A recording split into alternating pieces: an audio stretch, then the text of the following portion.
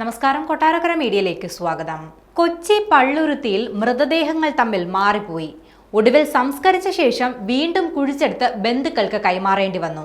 Palluruthy palliative കേന്ദ്രത്തിൽ സൂക്ഷിച്ചിരുന്ന മൃതദേഹങ്ങളാണ് മാറിപ്പോയത്. കുമ്പളങ്ങി സ്വദേശിയായ ആന്റണിയുടെ മൃതദേഹം പള്ളുരുത്തിയിൽ സംസ്കരിക്കുകയായിരുന്നു. വിദേശത്തുള്ള ആന്റണിയുടെ ബന്ധു നാട്ടിലെത്തുന്നത് വരെ ആന്റണിയുടെ മൃതദേഹം പള്ളുരുത്തി പാലിയേറ്റീവ് കെയർ കേന്ദ്രത്തിൽ സൂക്ഷിക്കാനായിരുന്നു തീരുമാനം.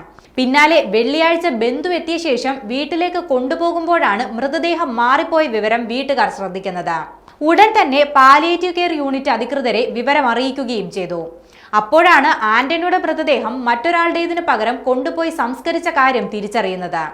ആന്റണിയുടെ മൃതദേഹത്തിനൊപ്പം പള്ളുരുത്തി സ്വദേശിയായ പീറ്ററിന്റെ മൃതദേഹവും പള്ളുരുത്തി പാലിയേറ്റീവ് കെയർ യൂണിറ്റിൽ സൂക്ഷിച്ചിരുന്നു. പീറ്ററിന്റെ മൃതദേഹം കൊണ്ടുപോകാൻ വന്ന ആളുകൾ ആന്റണിയുടേതുമായി പോവുകയായിരുന്നു.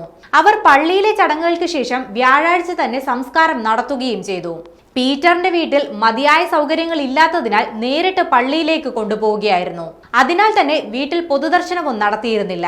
പിന്നാലെ മൃതദേഹം മാറിയെന്ന് ആന്റണിയുടെ വീട്ടുകാർ പാലിയേറ്റീവ് കെയർ അധികൃതരെ അറിയിച്ചതോടെ അധികൃതരും നാട്ടുകാരും പള്ളുരുത്തി പള്ളിയിലെത്തി. സംസ്കരിച്ച മൃതദേഹം മാറിപ്പോയ കാര്യം അവർ പള്ളിയിൽ അറിയിച്ചു.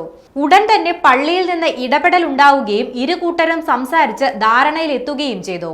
പള്ളിയിൽ സംസ്കരിച്ച ആന്റണിയുടെ മൃതദേഹം പോലീസിന്റെ സാന്നിധ്യത്തിൽ കുഴിച്ചെടുക്കുകയും കുമ്പളങ്ങിയിലേക്ക് കൊണ്ടുപോവുകയും ചെയ്തു.